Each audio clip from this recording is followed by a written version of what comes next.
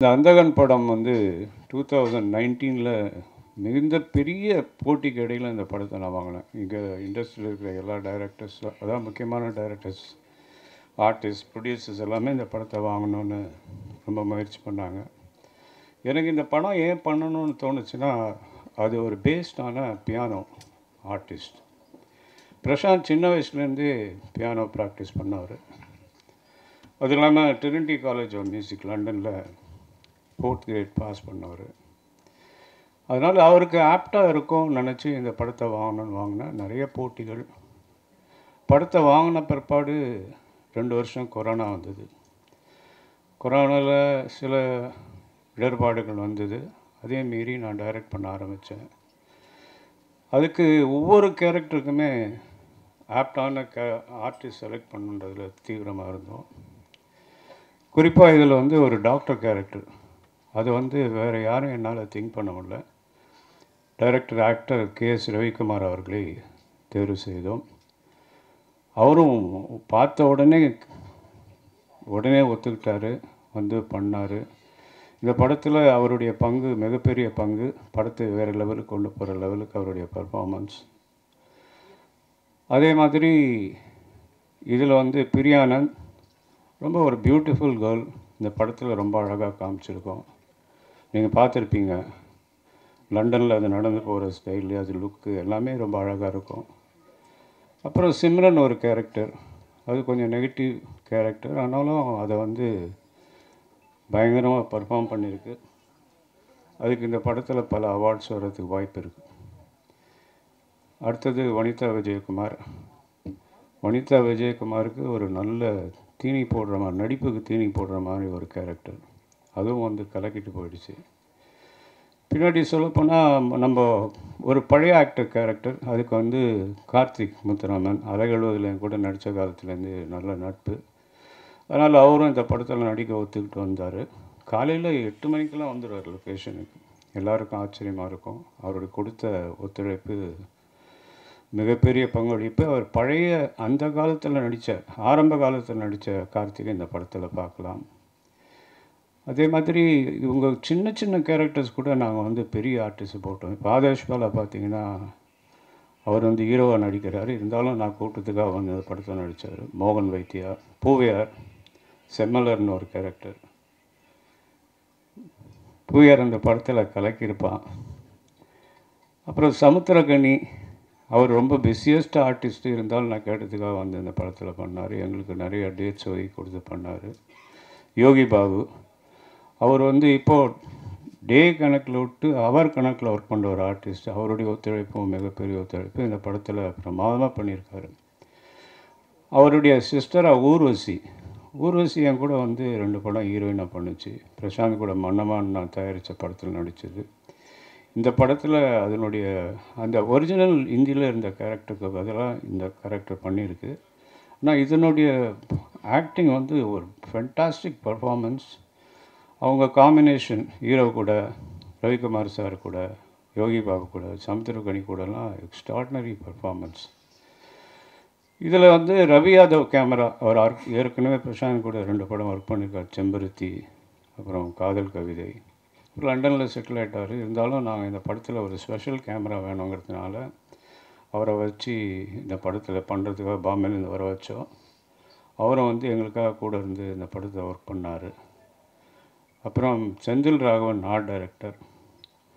அதே மாதிரி லக்ஷ்மி நாராயணன் சவுண்டு. இப்படி பல கை தேர்ந்த, அதாவது ஒரு எக்ஸ்பர்ட்ஸை வச்சு இந்த படத்தை பண்ணியிருக்கேன். அது வந்து ரொம்ப நல்லா வந்திருக்கு. சந்தோஷ் நாராயணன் மியூசிக் இதுக்கு. இதில்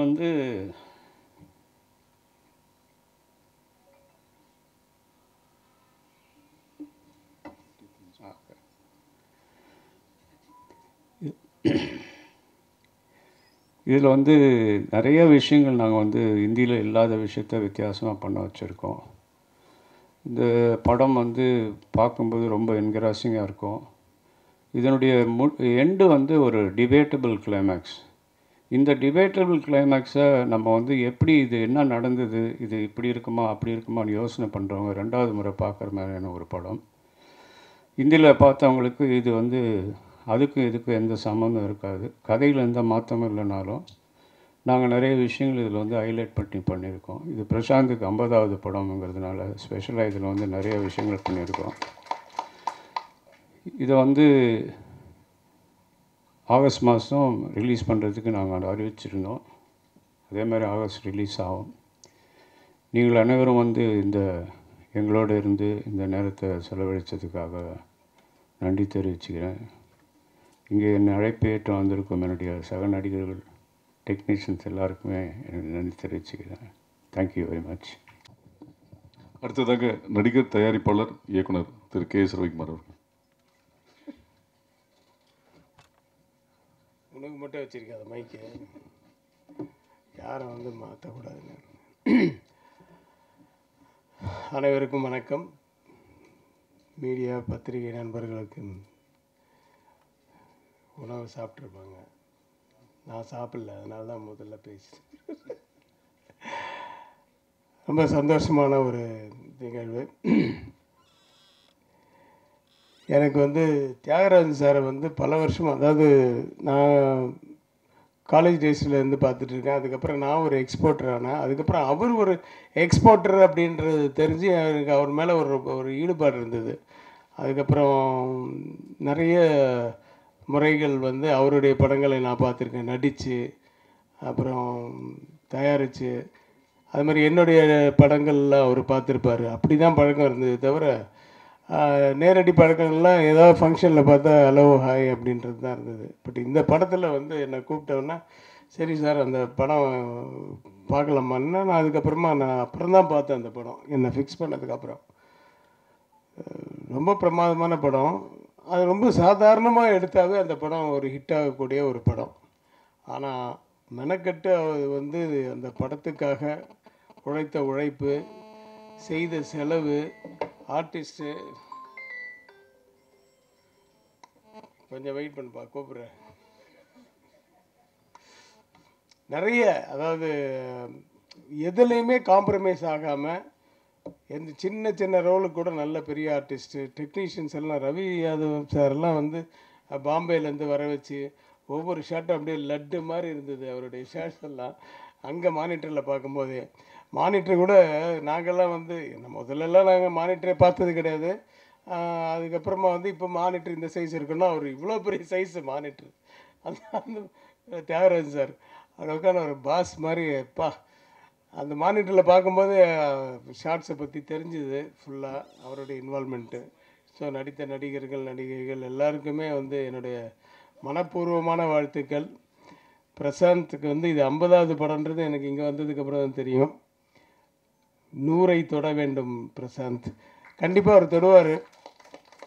என்னன்னா, அவர் பார்க்குறதுக்கு கொஞ்சம் வெயிட்டுமாக இருந்தாலும் குழந்த மனசு. அதாவது அந்த பிரசாந்த் கோல்டன் டவர்னா, கோல்டன் டவரா, கோல்டு டவர், அந்த டவர் பக்கத்தில் நின்று நிற்க வச்சா அப்போ கூட அது நம்மளுது அப்படின்ற ஒரு இது வந்து ஒரு பர்சன்ட் கூட அவர்கிட்ட இருக்காது. அப்படி ஒரு சிம்பிளான ஒரு ஆர்டிஸ்ட்டு. நாங்கள் இந்த படம் நடிக்கிறதுக்கு முன்னாடியே நான் வந்து நிறைய ஃபங்க்ஷன்ஸில் வந்து நாங்கள் பார்த்துப்போம். ரொம்ப க்ளோஸாக அவர் பழகுவார் எல்லோரையும். அது வந்து நம்ம எல்லாம் ஒன்றா வந்த பீரியட். ஆக்சுவலாக நீங்கள் 90s, பட் நீங்கள் 94 என்னமோல, 90ஸ்லேயே. ஆமாம், நான் வந்து புரியாத புதிர் பண்ணும்போது அவர் பக்கத்து காம்பவுண்டு தான் அந்த இது அன்பாலய பிரபாகர் சார். நான் இங்கே 4 படம் பண்ணிவிட்டு அன்பாலய பிரபாகர் சாருக்கு 5வது படம் பண்ணுறேன், பொண்டாட்டி ராஜ்யம்னு. ஸோ அதுக்குள்ளே அவர் பெரிய ஸ்டார் ஆகிட்டார். அவர்கிட்ட டேட்ஸ் இல்லை, யார், அதே அன்பாலய பிரபாகர் சாருக்கு. ஸோ அதே மாதிரி இந்த ஃபங்க்ஷன்ஸுக்கெல்லாம், இந்த ஃபாரினுக்கெல்லாம் போகும்போது யார் ஆர்டிஸ்ட் இருக்காங்களோ இல்லையோ முதல்ல பிரசாந்தை கூப்பிடுவாங்க. ஏன்னா அப்படி ஒரு வாட்டி பார்த்தாருன்னா அது அப்படியே ஆடுவார். அந்த மாதிரி ஒரு டேலண்டட். அதுக்கு வந்து உறுதுணையாக இருந்தது வந்து மோகன் வைத்தியா சாராக கூட இருக்கலாம். ஏன்னா அவர் சின்ன வயசுலேருந்து. ஆமான்னு சொல்லலாம்ப்பா, சந்தோஷப்பட்டோம். எல்லாரையும் சந்தோஷப்படுத்தினா தான் ஒரு படம் நல்லாயிருக்கும். ஆமாம், அவரோட ஸ்டூடெண்ட்டை பாருங்கள். ஸோ இந்த படத்தை இன்னும் எனக்கு ஃபுல்லாக காமிக்கல, டப்பிங்கில் தான் நான் பார்த்தேன். பட் அங்கே எடுக்கும் போதெல்லாம் பார்த்தேன். சிம்ரன் அண்டு யோகி பாபு, ஊர்வசி மேடம், அது ஒரு ராட்சசி. ஊர்வசின்னு பேருக்கு பதில் ராட்சசின்னு வச்சுருக்கலாம். அந்த மாதிரி ஒரு ஆர்டிஸ்ட்டு. பட் வனிதா இவங்க ஹீரோயினோடலாம் எனக்கு காம்பினேஷன் இல்லை. பட் இருந்தாலும் வந்து அந்த ஹிந்தி படம் பார்த்ததுனால நான் ரொம்ப எதிர்பார்க்குறேன். சீக்கிரம் எனக்கு படம் காமிங்க சார். பார்க்கணுன்னு ரொம்ப ஆர்வமாக இருக்குது. ஆனால் அது கண்டிப்பாக பிரம்மாண்டமாகவும் இருக்கும், நல்லாவும் இருக்கும். ஒரு அருமையான படம். யாருமே வந்து அந்த படத்தை பார்த்துட்டு டக்குன்னு வீட்டுக்கு போனவொடனே மறந்துடும்ன்ற மாதிரி இல்லாமல் ஒரு மைண்டில் இருக்கக்கூடிய ஒரு படம். அப்படி தான் இருந்தது அந்த ஹிந்தி படமும். ஸோ இதுவும் அப்படியே இருக்கணும்ன்ட்டு நினைக்கிறேன். அந்த மாதிரி இருக்கணும், பெரிய பெரிய வெற்றி அடையணும். இந்த சாங் ரொம்ப சூப்பராக இருக்குது சார். ஒரு வாட்டி கேட்கும்போதே வந்து மைண்டில் வந்து நிற்குது. சந்தோஷ் அவருடைய பாடல் வந்து அனிருத் பாடியிருக்காரு. ரொம்ப நல்லா இருக்குது. பாடல்கள் மட்டுமல்ல, படமும் மிகப்பெரிய வெற்றி அடைய எல்லாம் வல்ல இறைவனை பிரார்த்தித்து விடைபெறுகிறேன். நன்றி, வணக்கம்.